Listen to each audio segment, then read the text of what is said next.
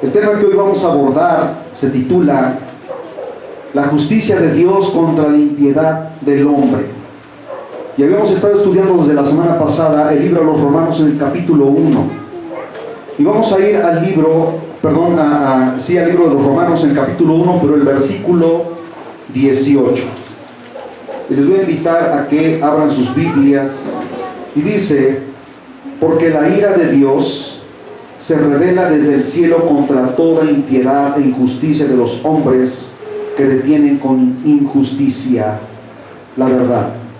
Les voy a poner de favor que se pongan de pie y vamos a leerlo todos juntos, todos unánimes, todos en coro, por favor.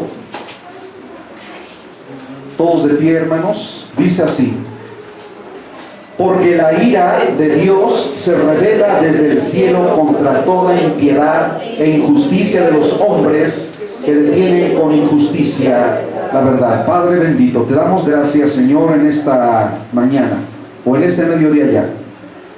Te alabamos, Dios eterno, y te exaltamos. Y, Dios mío, ponemos en tus manos benditas nuestras vidas, nuestros corazones, Señor.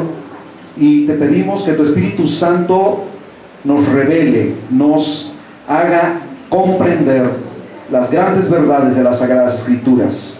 Que cada uno de nosotros podamos abrir nuestra mente y nuestro corazón para poder recibir este mensaje de bendición y que podamos, Señor, ser llenos del poder de tu palabra y de tu Espíritu Santo. Señor, quita toda perturbación, todo pensamiento negativo que esté impidiendo, Señor, concentrarnos en lo que tu palabra nos quiere revelar en esta hora, bendito Salvador, para honra y gloria de tu bendito nombre. Amén y amén. Aleluya. Tomen su lugar, por favor.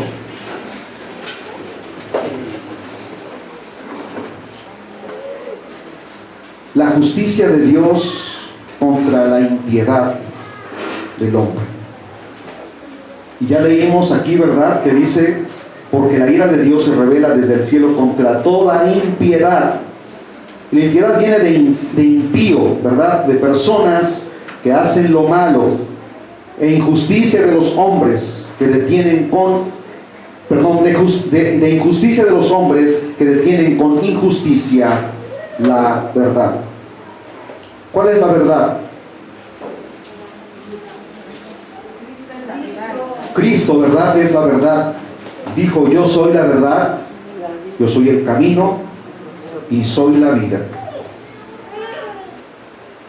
Vamos a hablar un poquito con respecto a la condición del ser humano.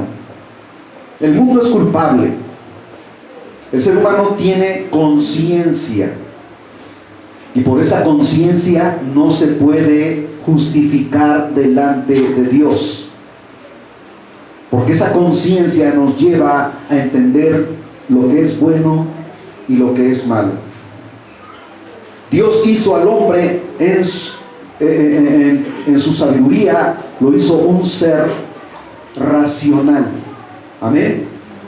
Dios no condena al hombre por su ignorancia, porque ningún ser humano es ignorante. No hay ningún ser humano sobre la faz de la tierra que pueda decir: por mi ignorancia me perdí, por mi ignorancia no llegué al reino de los cielos. Porque, vamos a ver por qué, hermanos, sino que más bien lo condena y lo juzga porque el ser humano sabe en lo más profundo de su conciencia que las cosas existentes, visibles e incluso invisibles son obra de un creador, hermanos. ¿Por qué digo de las cosas visibles? Toda la naturaleza, materia que contemplamos, la podemos ver con nuestros ojos. Pero ¿sabían ustedes, hermanos, que Dios creó de lo invisible lo visible? Así lo dice la Escritura en el libro a los Hebreos, en el capítulo 1, y en San Juan, capítulo 1, en el Evangelio según San Juan. Porque Dios creó el universo, dice la Escritura, de lo que no se veía. Y hay cosas, hermanos, hay elementos en la naturaleza que nosotros sabemos que existen, pero no se pueden ver. Una de ellas es el oxígeno, que está inmerso en el aire en el cual respiramos. Tú no puedes verlo, pero lo sientes cuando lo respiras y cuando sopla. Toda la materia, incluso nosotros mismos, estamos formados por minúsculas, microscópicas, partículas conocidas como átomos. Y un átomo no se puede ver porque es microscópico. Y dentro del átomo hay otros elementos, hay otras partículas que solamente se pueden visualizar a través del microscopio. Amén. Como son el núcleo, los electrones que giran alrededor del núcleo, los neutrones, los protones. Y hace muchísimos siglos atrás, así como Aristóteles, Platón, decían que la materia, en este caso el elemento más minúsculo de la materia, decían que era el átomo, era indivisible. Estoy hablando un poquito de química aquí, hermanos. ¿Saben por qué? Porque yo estudié química. No soy un erudito en química, pero sé de qué estoy hablando. Y decía que el átomo era la partícula más pequeña, indivisible. ¿Pero qué creen? Conforme fueron pasando los siglos, milenios, se descubrió que sí el átomo se puede dividir. ¿Por qué creen que se creó la bomba atómica? Porque lograron darse cuenta que pueden desintegrar el núcleo del átomo. Crea una grande energía, una energía que puede calcinar toda naturaleza, toda materia. Y bien, tenemos conciencia de esas cosas, y porque no las vemos, por eso decimos que no existen.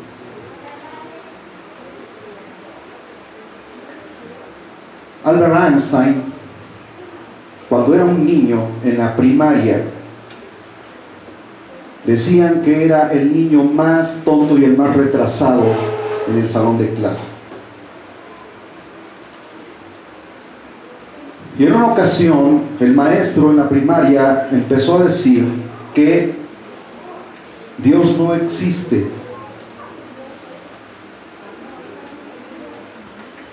Porque si Dios existiera, entonces no existiría la maldad. Y empezó a decir una serie de cosas, y el niño se levanta, este científico se levanta y levanta la mano y dice: maestro, quiero hacerle unas preguntas. Y le dice: maestro, ¿el frío existe? Y el maestro le dice: sí existe, porque todos lo sentimos. Mentira, le dice el niño, el frío no existe. Y eso es una ley dentro de la química, ¿sí? Que el frío no existe. El frío simplemente es la ausencia del calor. Y le vuelve a hacer otra pregunta y le dice: maestro, ¿existe la oscuridad? Y el maestro, muy ingenuo, le dice: sí existe la oscuridad. Pues le dice el niño: pues no es cierto, la oscuridad no existe. La oscuridad es simplemente la ausencia de la luz, porque donde hay luz no hay oscuridad. Y le hace otra tercera pregunta, y ya el maestro ya no sabía ni qué responder, y le dice: maestro, ¿existe la maldad? Y dice, pues sí, sí existe la maldad, todos vemos la maldad manifestada en los seres humanos. El hombre mata, el hombre, ¿cómo se llama?, comete homicidios, el hombre asesina, el hombre provoca las guerras. Pues no es cierto. La maldad no existe. Simplemente la maldad es la ausencia de Dios en el corazón del hombre. Amén. Si el hombre tuviera a Dios en el corazón, no existiría la maldad. Pero por cuanto Dios no está en el corazón del hombre, por eso el hombre se pervierte. Y esas fueron las respuestas sabias de este niño, que después se convirtió en el más grande científico de la física. Entonces, sí tenemos conciencia y sabemos que es bueno y que es malo. Y sabemos que hay un Dios, porque no te puedes tú hacer tan ingenuo en decir, ay, las cosas que existen aparecieron de la nada. Yo incluso fui un microscópico, ¿verdad?, materia unicelular en un caldo de cultivo que ahí durante miles y millones de años, de repente brincó, saltó fuera del caldo de cultivo y le salieron patitas. Y empezó a caminar y de repente brincó al árbol y le salió una cola y se le extendieron las manos a través de miles de millones de años. Y cansado de andar en los árboles, se bajó del árbol, se le cayó la cola y de repente se irguió y empezó a caminar sobre la faz de la tierra.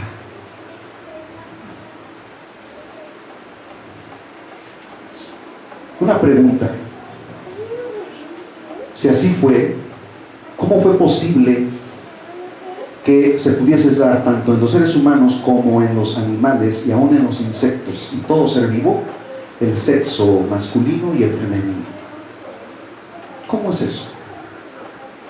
Al hombre, así nada más por obra de la casualidad, le aparecieron 2 testículos, un miembro viril, y a la mujer una vagina con una matriz.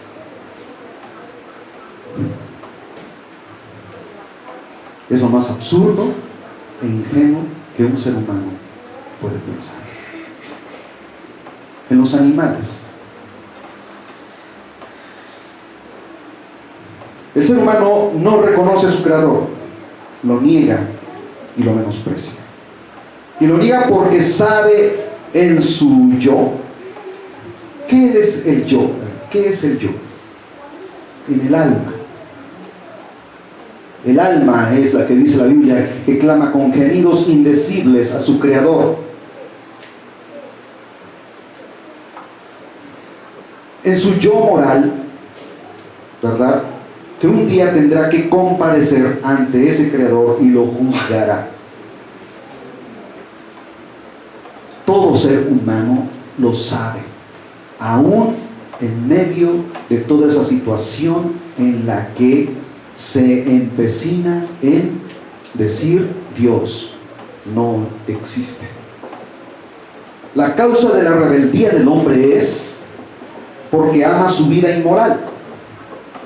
Escuchen por favor, ¿qué es lo que más le gusta al ser humano? Y ustedes lo pueden mirar en la vida cotidiana de todo ser humano que no tiene temor de Dios en su corazón. Una vida inmoral. Y el no querer dar cuentas de sus malas acciones. Y toma decisiones incorrectas. Por eso el mundo está como está, hermanos. Apenas a mitad de esta semana que está concluyendo, o más bien de esta semana que terminó, porque decimos que el domingo es el primer día de la semana para iniciar, ¿verdad? A la mitad de la semana pasada, unos jóvenes universitarios, una universidad que está ahí por la 4 Poniente, muy cerca de ahí por la Estrella Roja, no me acuerdo cómo se llama esa universidad, secuestraron a su compañero de 20 años, lo secuestraron para pedir un rescate. se frustró el plan que tenían y lo asesinaron, le quitaron la vida. De 20 años el joven. El joven era oaxaqueño.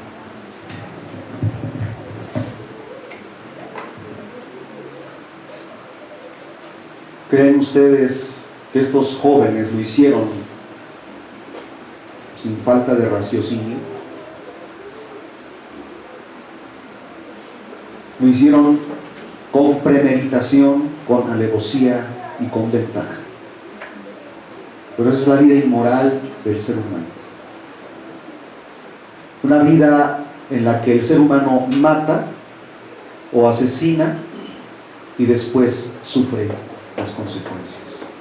Tantos niños sin padre, sin madre. Y lo podemos ver cuando salimos allá a las calles y vemos niños haciendo malabares, pidiendo limosna en las esquinas. Y quizá muchos de ellos tienen papá y mamá, pero son padres que de alguna manera, por X o Y circunstancia, los ponen a trabajar. Y otros ni siquiera tienen eso, ni papá ni mamá. Simplemente fueron niños rechazados, niños no deseados, que ahora ellos mismos tienen que ver para poder ganarse el pan de cada día. Y así, millones de niños aquí en México y alrededor del mundo viven esa situación. Porque por padres, por seres humanos, adultos irresponsables, por adolescentes irresponsables.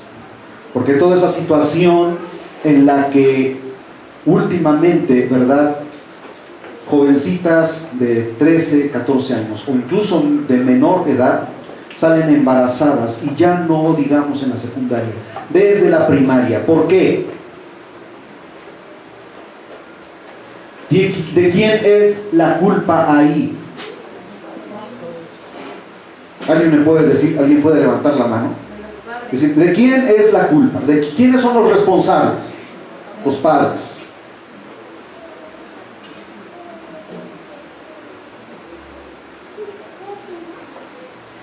Sabemos que en esta sociedad hay muchos problemas porque hay muchas familias desintegradas.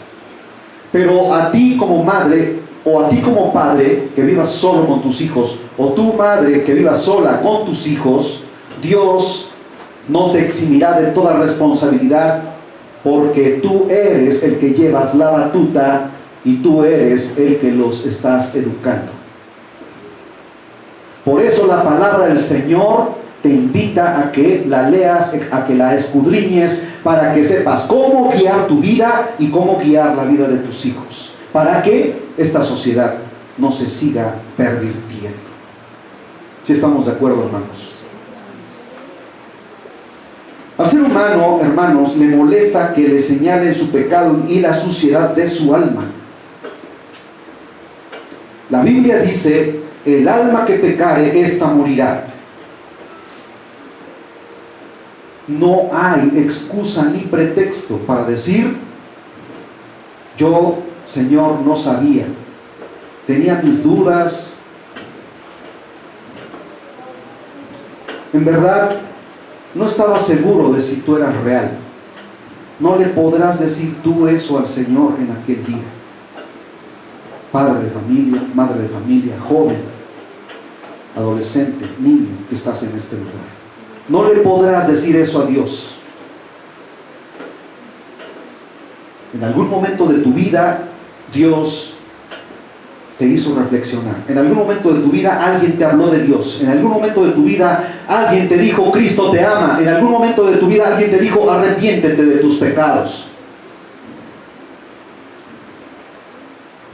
Vamos a ver qué nos dice Ezequiel, capítulo 14, versículo 8, hermanos.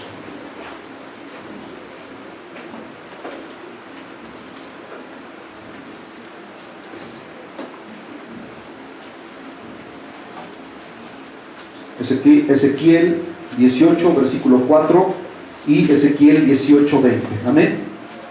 Dice: he aquí que todas las almas son mías. Quiere decir, hermanos, que ¿por qué escribió el profeta Ezequiel estas palabras? Porque tenía pleno conocimiento y aún el Espíritu Santo le revelaba estas cosas, que el ser humano tiene una alma que algún día dará cuentas delante de Dios, y dice, he aquí que todas las almas son mías. ¿De quién? De Dios. Como el alma del Padre, así el alma del Hijo es mía. El alma que pecare, esa morirá. Y cuando dice morirá, no significa la cesación de la existencia física simplemente. Aquí morir habla en un sentido espiritual, en una separación eterna de Dios con el alma de aquella persona. Cuando habla de morir, no significa, ya murió, ahí se acabó todo. No, el alma nunca muere. El alma es eterna, y aquí está hablando de que al morir, esa morirá, significa no tendrá comunión con Dios para siempre, eternamente, sino que será lanzado a un lago de fuego. Ahora, vayamos al versículo 20 de ese mismo capítulo, Ezequiel 18. Dice, el alma que pecare, esa morirá. El Hijo no llevará el pecado del Padre, ni el Padre llevará el pecado del Hijo. La justicia del justo será sobre él, y la impiedad del impío será sobre él. Aquí nos está diciendo que cada ser humano es responsable de su propia vida. Pero eso no te exime a ti como padre de enseñarle a tus hijos lo que debe aprender desde pequeño. Amén. Cuando dice aquí que el Padre no será responsable del Hijo, ni el Hijo del Padre, sino que cada quien dará cuenta de sí mismo, no significa, no le voy a enseñar entonces la palabra. Hay el niño que crece como un árbol retorcido, ¿verdad? Que si se porta mal, pues que se porte mal. No dice la palabra del Señor también en otra parte, dice, instruye al niño en el camino de Dios, y cuando fuere grande no se apartará de él. Aquí, de alguna forma nos está dando a entender que ya como personas adultas, racionales, tú ya teniendo conocimiento de la verdad, de lo que es bueno y de lo que es malo, ¿sí? No podrás culpar a tu papá, decir, por la culpa de él. Tú mismo te harás responsable de tu propia vida. Y el Padre, así de igual manera. Amén.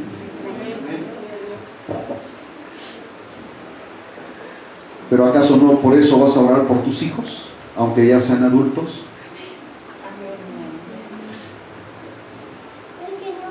Parece algo contradictorio, hermanos, pero tenemos que entender las Sagradas Escrituras, y no es que las Sagradas Escrituras se contradigan, sino que son tan profundas, hermanos, que debemos nosotros entender y comprender que aún a pesar de todo tenemos que orar por nuestros hijos.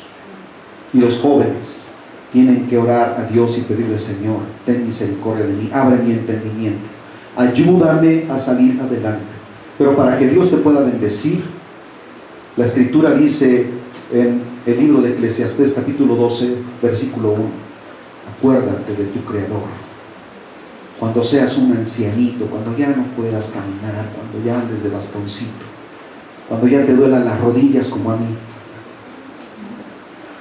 cuando ya se te cayeron los dientes, cuando ya la barba la tienes blanca, cuando ya el cabello ha escaseado en la cabeza, o cuando ya se te ha cundido de canas. Así dice la Biblia en Eclesiastés 12:1. ¿Cómo dice?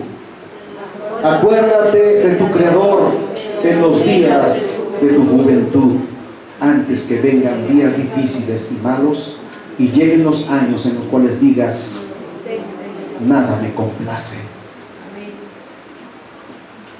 Porque así es la vida del ser humano, hermanos. No le complace absolutamente nada. El rico no es feliz, y cuando es pobre dice, como si yo tuviera todas las riquezas del mundo y tuviera todo lo que un ser humano puede desear, entonces realmente sería feliz.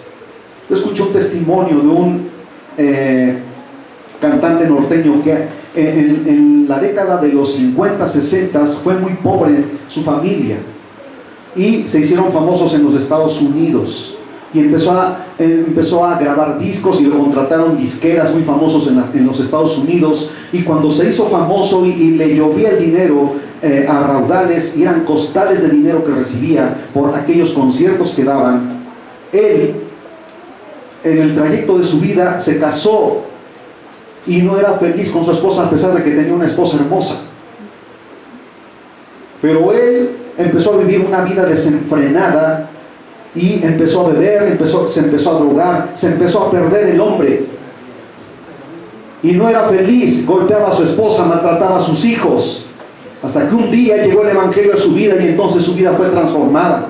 Entonces fue cuando él dio testimonio diciendo que en la pobreza no está la felicidad, en la familia no está la felicidad, en las riquezas no está la felicidad. ¿En dónde está la felicidad? En Cristo Jesús, porque cuando él encontró a Cristo, entonces su vida fue transformada.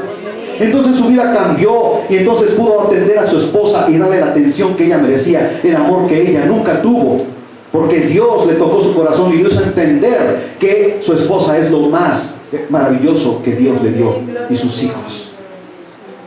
Este cantante se llama Paulino Bernal y es un cantante de música norteña. Nadie lo conoce en el mundo secular, pero él fue muy famoso, así como los Tigres del Norte y como los Tucanes de Tijuana, o no sé cómo se llaman, pero fue muy famoso en los Estados Unidos. Pero él en su testimonio declara: nunca fui feliz en el mundo. ¿En dónde está la felicidad? En Cristo Jesús. Aleluya. Vamos a profundizar un poquito más, porque a veces tocamos ciertos términos, hermanos, ciertas palabras, y decimos, pues, soy así como que muy técnico, así como que muy avanzado, pero ¿qué significa realmente? ¿Qué es la conciencia? Tú muchas veces pronuncias esa palabra o dices, ¿qué es el subconsciente? ¿Qué es la conciencia y el subconsciente? Bueno, vamos a hablar qué es la conciencia.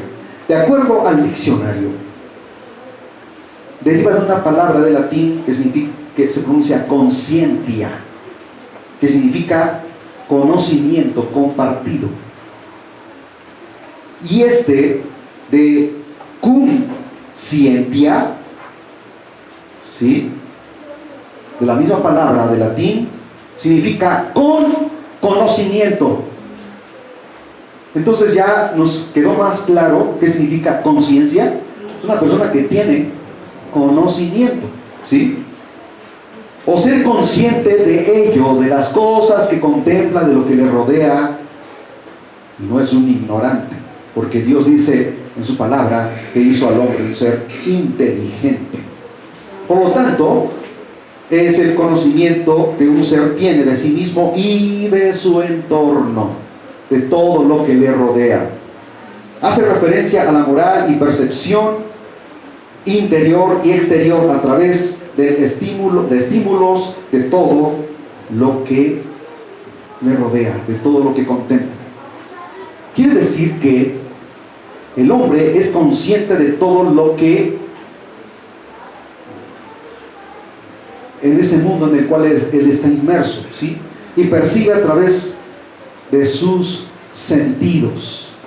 ¿Cuántos sentidos tenemos? 5. A ver, hermanos. 5, ¿verdad? Sí. ¿Alguien me puede mencionar uno que sea muy importante? La vista.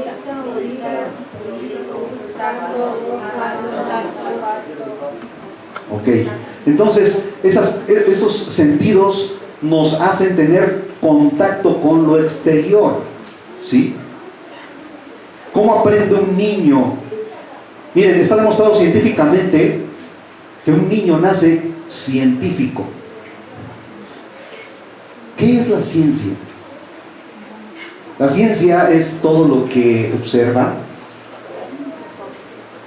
palpa y experimenta. Y un niño constantemente está experimentando.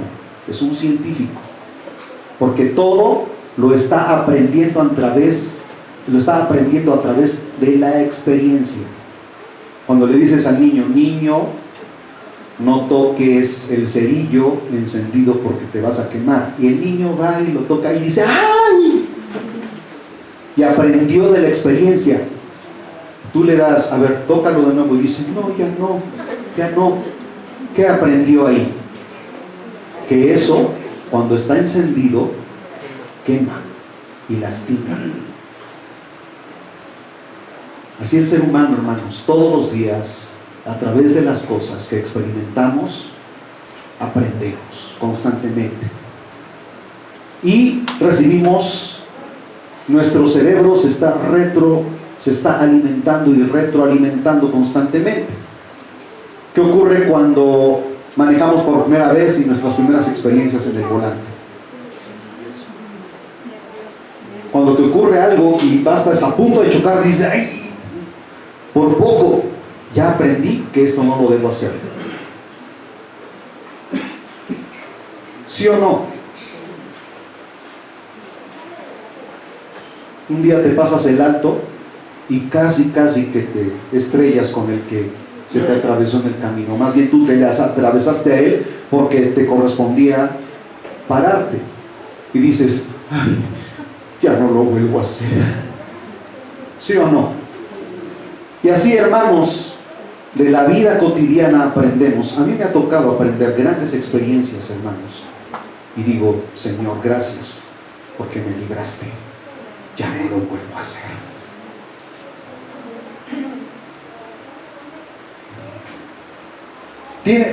El ser humano es un ser con razón de ser. Y esa razón de ser o existir es que nada existe o tiene un orden por mera casualidad.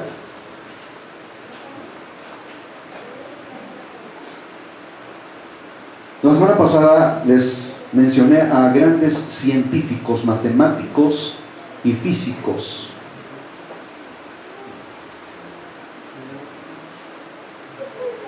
Científicos en la química, en la biología, que dieron testimonio a través de todas las cosas que ellos descubrieron, que nada de esas cosas son por mera casualidad, y le dieron la razón a un ser supremo, creador. Yo les invito, hermanos, a que investiguen un poquito y se pongan a leer para que se den cuenta que los más grandes científicos que dejaron las bases científicas para todo lo que contemplamos hoy como avances tecnológicos fueron personas que leían la Biblia y cristianos que reconocieron que hay un Dios creador. Aleluya. Vayamos más al fondo de todo esto. Veamos qué es la conciencia en los humanos. A mí me gustaría que ustedes hicieran sus anotaciones, porque está demostrado científicamente que cuando una persona oye, de todo lo que escucha, simplemente se queda con el 20% de lo que escucha. Pero cuando escribe, retiene el 70%.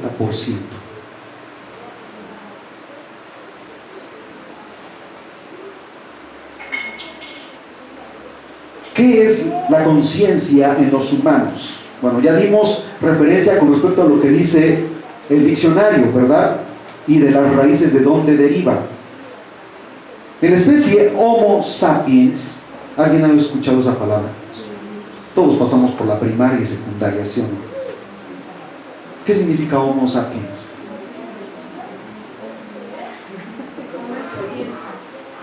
A ver, fuerte allá. Hombre pensante, hombre que piensa, ¿sí? Para que no se les olvide, hermanitos, anótenlo por favor. La conciencia implica varios procesos. Y estos son cognitivos. Cognitivos quiere decir que es un aprendizaje a través de la experiencia, que están interrelacionados. Se traduce del griego, fíjense bien, no tan solo tiene una raíz latina, sino que también del griego. Del griego, conciencia. ¿Qué es conciencia? Sí, neidesis, sineidesis, y significa conocimiento de uno mismo. Todos tenemos conocimiento de nosotros mismos y nos contemplamos y decimos, oh, qué maravilla es el cuerpo humano. Somos una maravilla, ¿sí o no? Les invito a ver alguna vez videos de National Geographic de cómo funciona el cuerpo humano. Y ellos mismos describen que el cuerpo humano es una maravilla. Y llegan a la conclusión de que esto, tócate, dices, yo soy una maravilla. Tócate, hermano, pálpate, siéntete, contémplate. Dices, soy una maravilla de la creación, no de la evolución, de la creación. Aleluya. Entonces, viene de la raíz griega también, que significa conocimiento de uno mismo, es decir, al conocimiento que el humano tiene de su propia existencia. La conciencia se aplica a lo ético.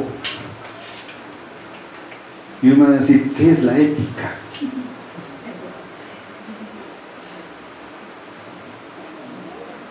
Cuando te dicen en el trabajo, sé una persona ética, en pocas palabras, sé responsable. Una persona responsable en el trabajo es una persona ética. Sé amable en el trabajo, saluda a tus compañeros, saluda a tus jefes, llega temprano. Eso es una persona ética, hermanos. Sé amable con los demás. Cuando vas en el camión y sube un ancianito que ya no puede ni caminar, ¿cuál es tu ética moral que utilizas? ¿Te haces el oxiso? No importa, bledo. ¿Qué haces? La misma educación que tus padres te dieron, eso te lleva a una ética moral. Si recibiste educación, buena o mala, te va a llevar a una ética moral, correcta o incorrecta. Fíjense cómo hay dos caminos, hermanos. Entonces, ¿qué es la conciencia? A lo ético, es decir, a los juicios sobre el bien y el mal de nuestras acciones. La ética te lleva a un juicio de qué es bueno y qué es malo sobre nuestras acciones. Una persona de conciencia recta no comete actos socialmente reprobables.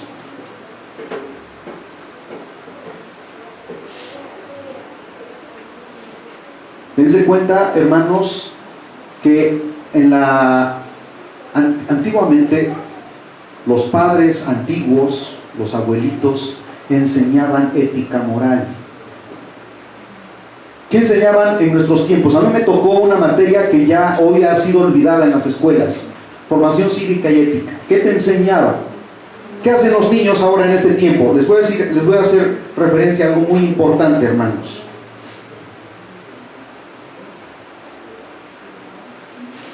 En la secundaria, vamos allá, en la primaria, cuidadito y te parabas así, saludando a la bandera. Y así vemos a los niños, o platicando, todo el mundo riéndose.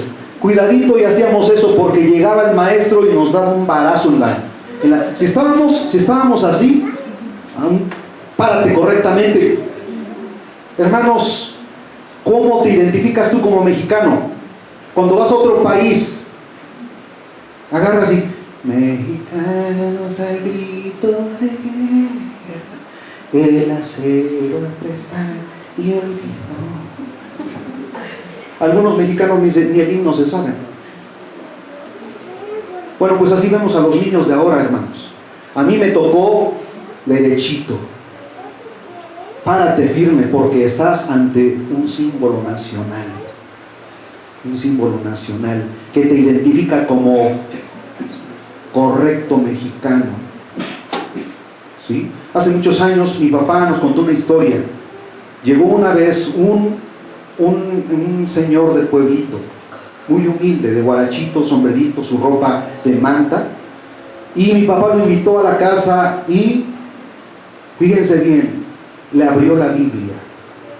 Y cuando le abrió la Biblia, el Señor inmediatamente se paró firme.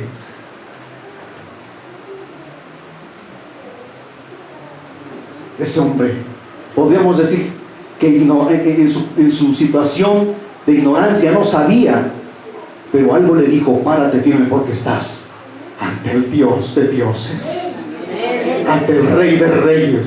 Y se paró firme el Señor. Mi papá le leyó la Biblia. ¿Por qué? Cuando tú estás alabando a Dios, estás pensando en otras cosas, te estás rascando la cabeza, estás pensando en tus problemas, cuando realmente el glorificar a Dios te da victoria, te da poder, te da autoridad, te ayuda a fortalecer tu vida. Sales victorioso, tienes deseos de la palabra, vienes aquí porque tienes hambre de la palabra.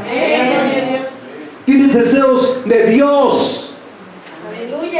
Aleluya. Pero esa es la ética que hoy les enseñan a los jóvenes. No le hables duro al niño porque lo vas a traumar. No lo regañes porque le vas a lastimar sus sentimientos. Es más, si lo golpeas o si lo castigas físicamente, el niño te puede demandar y puedes ir a la cárcel. ¿Y cuál es la sociedad que hoy en día? Hoy son niños que le dan de patada a sus papás, jóvenes que van creciendo y se le paran al papá y le dicen: ¿y tú quién eres, triste viejo? Así les dicen, hermanos. Déjame de molestar, pídeme permiso para entrar a mi recámara. ¿Quién construyó esa casa? ¿Cuánto te costó a ti? Esa es la sociedad inmoral. Por eso el mundo está como está. Por eso hay tantas jovencitas embarazadas irresponsablemente, teniendo hijos irresponsablemente, porque los padres no supieron educar a sus hijos. Este libro habla y dice en el libro de los Proverbios: castiga al niño con la vara, porque ciertamente sangrará, pero librará su alma del infierno.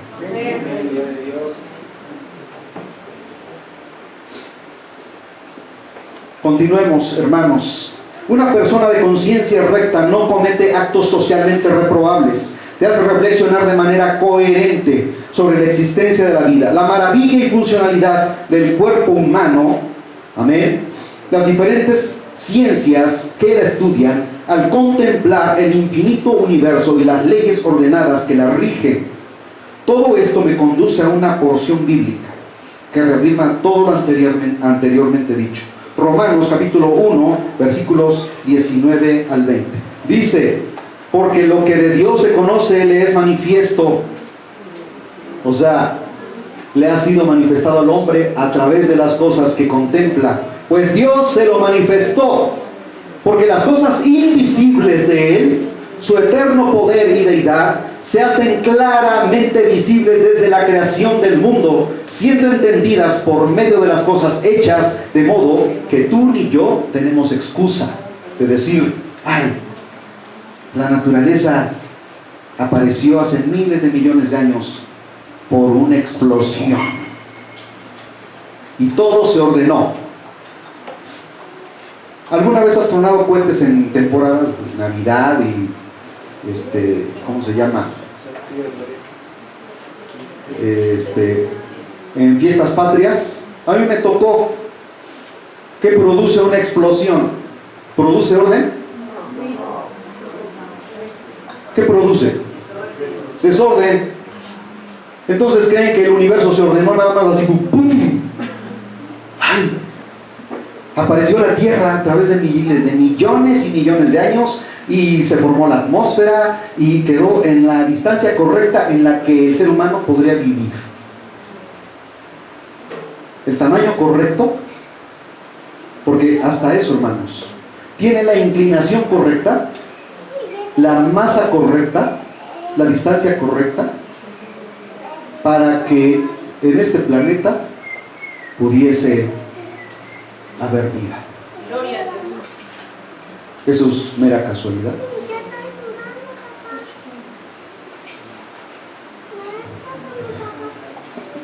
Esa gente que sabe todo lo que se puede saber acerca de Dios, fíjense bien, vamos a darle un giro un poquito diferente a las palabras que expresa la versión Reina Valera 1960. Y vamos a leer qué nos dice en el lenguaje sencillo. Cuando dice aquí, porque lo que de Dios se conoce le es manifiesto, pues Dios se lo manifestó, nos dice en el lenguaje sencillo, hay gente que sabe todo lo que se puede saber acerca de Dios, pues Dios mismo se lo ha mostrado a través de las cosas que contempla. Por medio de lo que Dios ha creado, todos los podemos conocer y también podemos ver su poder. Así que esa gente no tiene excusa.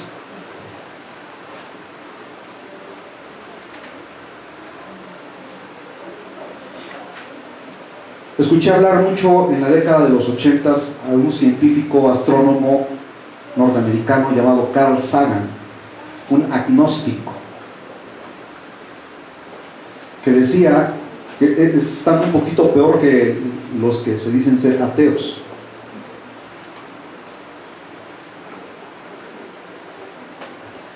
Los agnósticos ignoran a Dios. No dicen que no exista Dios, pero ignoran a Dios. Como diciendo, me vale lo que diga la palabra y lo que Dios me pueda decir a mí. Eso es tan peor todavía. Ese hombre se murió ya, se murió joven, pero ahorita ese hombre está en un lugar, y ténganlo por seguro, porque no lo digo yo, lo dice la Biblia, está en un lugar consciente, porque el alma tiene conciencia.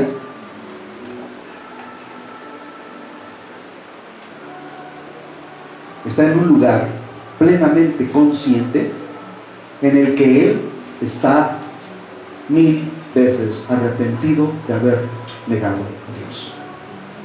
¿De qué le sirvió toda su ciencia y su conocimiento? Entonces, ¿qué significa Romanos 1:18?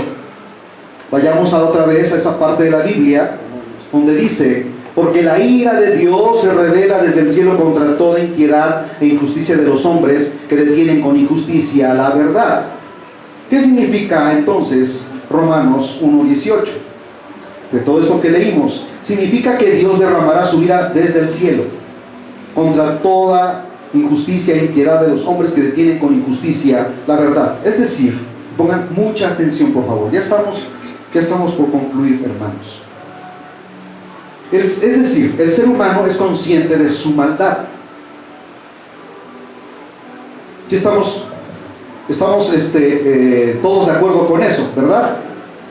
Una persona que va a asesinar es consciente de lo que va a hacer. Una persona que va a robar es consciente, plenamente consciente, 100% consciente de lo que va a hacer. Entonces, el ser humano es consciente de su maldad, sabe que no es bueno mentir, pero miente. Sabe que no es bueno robar, pero hurta. Sabe que no es bueno asesinar, pero comete homicidio. Sabe que no es bueno fornicar, pero le gusta el sexo fuera del matrimonio. Sabe que no es bueno adulterar, pero se mete con la mujer de su prójimo. Sabe que solo hay un Dios vivo y verdadero, pero le gusta adorar ídolos. Sabe que hay un Dios creador, pero se deleita en negar a Dios. Sabe y está plenamente consciente que todo el universo visible e invisible es obra de un Dios omnipotente, omnisciente y omnipresente, pero se justifica diciendo que Dios no existe. Esa es su justificación. ¿Qué hará Dios contra todos los que niegan su existencia? Cuando dice contra toda impiedad e injusticia de los hombres que detienen con injusticia la verdad, ¿qué hará Dios? Es mejor creer en Dios, hermanos, y no sufrir las consecuencias, porque no sabemos ni tú ni yo si hoy será nuestro último día de vida en esta tierra, y después compareceremos ante el Creador. Entonces es mejor creer en Dios y aceptar que el Padre envió a su Hijo para salvarnos. Ahí está el meollo de todo este asunto, hermanos. Creer en ese Hijo de Dios que murió por nosotros en la cruz. A quedarte con la duda y en aquel día darte cuenta que todo era verdad. Es mejor creer ahora y no levantarse eternamente, pero sin ninguna esperanza. Y no lamentarse eternamente. El lamento, hermanos, no será unos 20 años y ya después, ya estás exonerado, ya pagaste tu culpa. Les quiero decir una cosa muy importante. Dios es eterno, y los que creen en Él y se arrepienten de su maldad y se apartan de la maldad serán salvos eternamente, por cuanto Él es eterno. Amén. En eso estamos de acuerdo. Y dice, y yo les daré vida eterna. Esa es una promesa que no te la ofrece ni Obama, como dice Obrador. ¿Sí o no? No hay ningún ser humano que te pueda ofrecer esas garantías como las que Jesús te ofrece. ¿Ok? Entonces, si Dios te ofrece una vida eterna, ¿qué hará con los que sean condenados eternamente? Será eterno. ¿Y qué es la eternidad? ¿Alguien me puede explicar? A ver, un joven aquí, estudiante, que levante la mano y que me diga, ¿qué es la eternidad? A ver, jóvenes estudiantes, jóvenes universitarios, díganme aquí, ¿qué es la eternidad?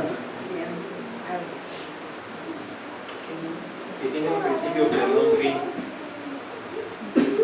Equivocado, está reprobado. Otro que levante la mano.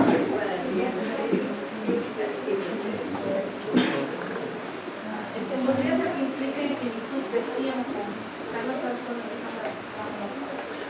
La eternidad. ¿Alguien sabe cuándo Dios existió? ¿Y a dónde acabará su existencia? No tiene principio y no tiene fin. Exacto. Esa es la eternidad de Dios. Pero fíjense una cosa, y en parte tiene razón Ezequiel. Para nosotros sí habrá un principio en la eternidad, porque, hermanos, Dios nos hizo para vivir eternamente y tuvimos un principio, ¿sí? Pero, hermanos, en el castigo eterno comenzará, y en parte le doy la razón a Ezequiel, tiene razón, comenzará un principio de un castigo que jamás concluirá. Esa es la eternidad. Jamás. ¿Alguien tiene noción de lo que es los números infinitos? Dentro de los números naturales existen los números del 0, en la recta numérica del 0 hacia adelante, que son los números positivos y los números negativos. Sí saben eso, ¿verdad, estudiantes? Y hay ecuaciones químicas que nos hablan, por ejemplo, una ecuación de segundo grado nos dice que una ecuación de segundo grado tiene dos raíces, tiene dos soluciones, y podría ser números positivos y números negativos dándole una solución a esa ecuación. Dentro, hermanos, de la eternidad, nosotros comenzaremos a vivir eternamente en Cristo Jesús cuando Él nos lleve a su presencia, cuando seamos transformados, y comenzará allí esa promesa gloriosa. Aleluya. Tendremos un comienzo en la eternidad, y los que se pierdan eternamente tendrán un comienzo. Hagan de cuenta que estamos en la recta numérica aquí. Los que estemos del 0 hacia la derecha son los números positivos, los que van al cielo, y los que estén del 0 hacia la izquierda, los números negativos, son los que se irán al infierno. Representémoslo de esa manera. Y los números positivos del 0 hacia la derecha, hermanos, los números positivos, los números naturales, no tienen fin. ¿Sí o no? Sí, amén. Y los números del 0 hacia la izquierda, los números negativos, tampoco tienen fin. Quiere decir, hermanos, hablando matemáticamente. Vean cómo es maravilloso esto. Matemáticamente, los que estemos del 0 hacia la derecha, viviremos con Dios eternamente. Y los que estén del 0 hacia la izquierda, números negativos, se irán a un sufrimiento eterno que jamás concluirá. Jamás. Pasarán 1000 años, pasarán 2000 años, pasarán 5000 años, pasarán 10.000 años, pasarán 1.000.000 de años, pasarán 1.000.000.000 de años, pasarán 1.000.000.000.000 de años, y esa persona seguirá allí. Jamás morirá, pero sí sufrirá eternamente. ¿A dónde quieres ir? ¿A dónde quieres ir? A ver, hermanos, estamos despiertos o ya se me durmieron. ¿A dónde quieren ir? Con Cristo, aleluya, porque para eso vino al mundo. Y dice Jesús, y yo les doy vida eterna. Aleluya. Entonces la vida del hombre sin Dios es una vida sin propósito, al menos que dé por hecho la existencia de Dios. Entonces su vida tiene sentido. ¿Cuántos han visto personas que dicen, mi vida no tiene sentido? Por eso la gente se suicida, por eso la gente se quita la vida. Dios y el hombre, ¿sí? El hombre con Dios es algo. Dios sin el hombre sigue siendo Dios. El hombre sin Dios no es nada, así de simple. Quiero que por favor escuchen este video.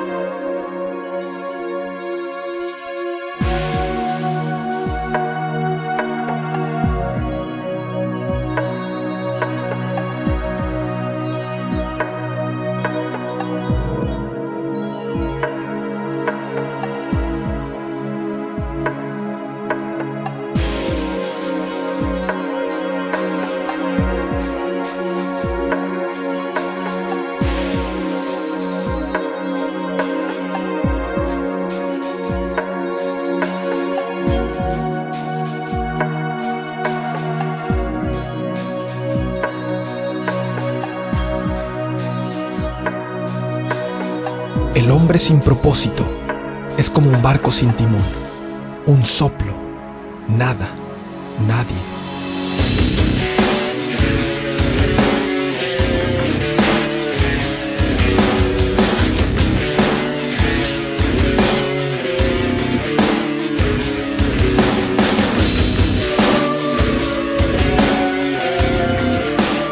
Realicé grandes obras, me construí casas, me hice de sirvientes y amontoné dinero, y disfruté de todos los deleites. Me engrandecí en gran manera, más que a los que me precedieron. Consideré luego todas mis obras y el trabajo que me había costado realizarlas, y vi que todo era absurdo, un correr tras el viento, que ningún provecho se saca en esta vida.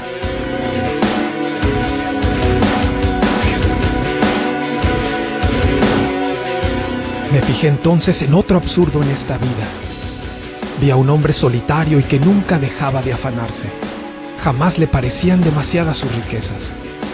¿Para quién trabajo tanto y me abstengo de las cosas buenas?, me pregunto. También esto es absurdo y una penosa tarea.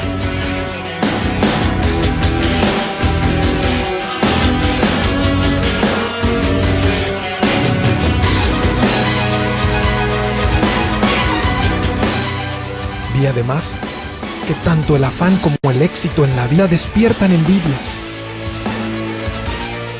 Aquí tienen el hogar del hombre que no buscó refugio en Dios, sino que confió en su gran riqueza y se afirmó en su maldad.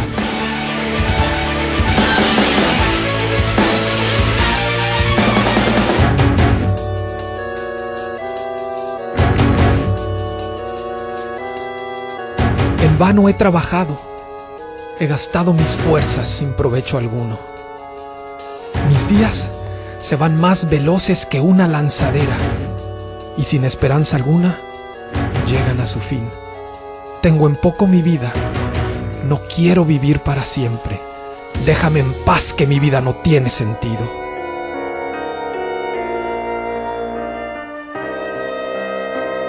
¿Qué provecho saca el hombre de tanto afanarse en esta vida?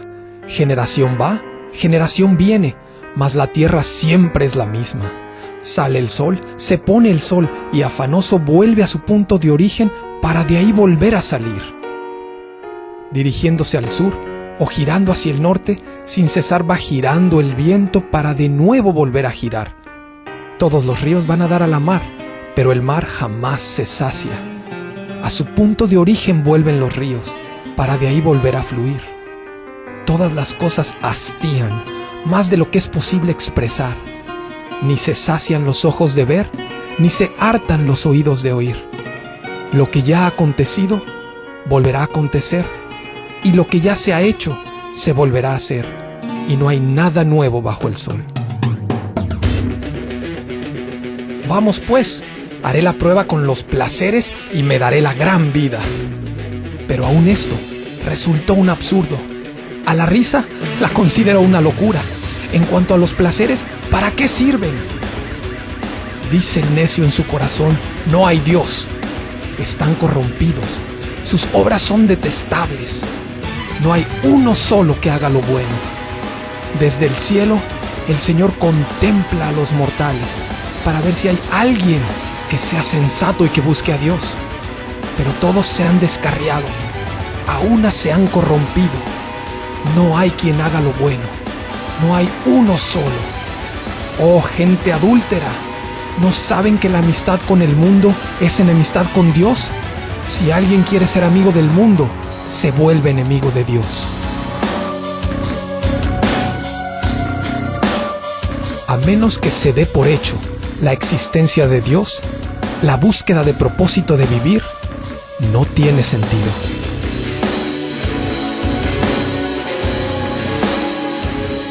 El que confía en sus riquezas se marchita, pero el justo se renueva como el follaje. Bendito el hombre que confía en el Señor y pone su confianza en Él. Será como un árbol plantado junto al agua, que extiende sus raíces hacia la corriente. No teme que llegue el calor, y sus hojas están siempre verdes. En época de sequía no se angustia y nunca deja de dar fruto.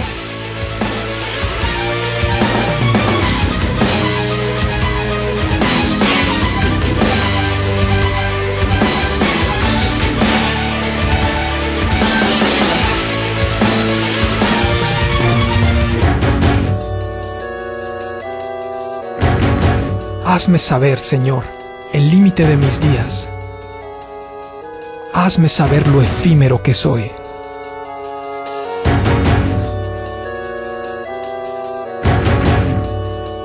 En esta tierra soy un extranjero. No escondas de mí tus mandamientos.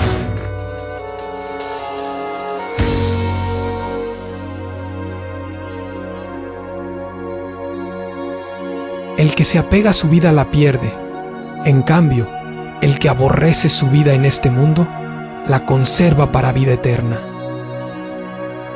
Pues todos han pecado y están privados de la gloria de Dios, pero por su gracia son justificados gratuitamente mediante la redención que Cristo Jesús efectuó.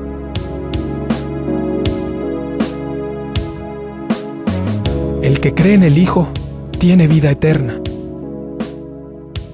El Hijo es el resplandor de la gloria de Dios, la fiel imagen de lo que Él es y el que sostiene todas las cosas con su palabra poderosa.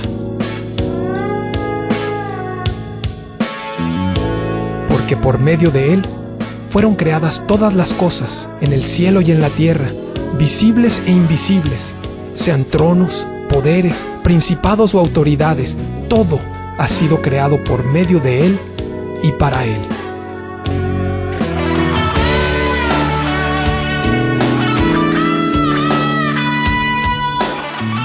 Lávame de toda mi maldad y límpiame de mi pecado. Reconozco mis transgresiones.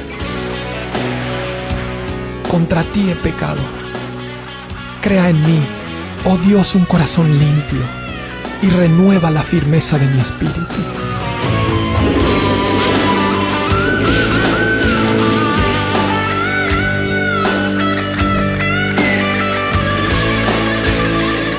Muchas son, Señor mi Dios, las maravillas que tú has hecho. No es posible enumerar tus bondades a favor nuestro. A ti no te complacen sacrificios ni ofrendas, pero me has hecho obediente.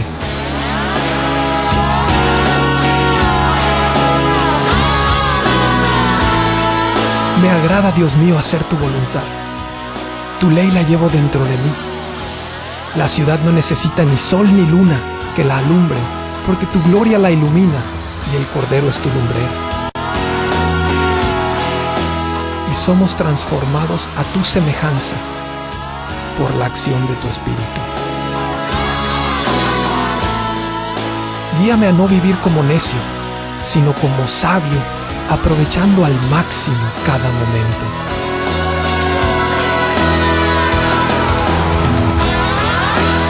Mi corazón humano genera muchos proyectos, pero al final prevalecen tus designios, pues el sentido de mi vida lo he encontrado en tus propósitos.